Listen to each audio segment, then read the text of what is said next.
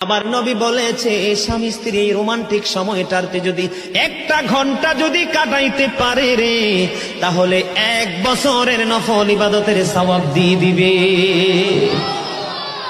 এরে যুবক, বউকে কষ্ট দিও না।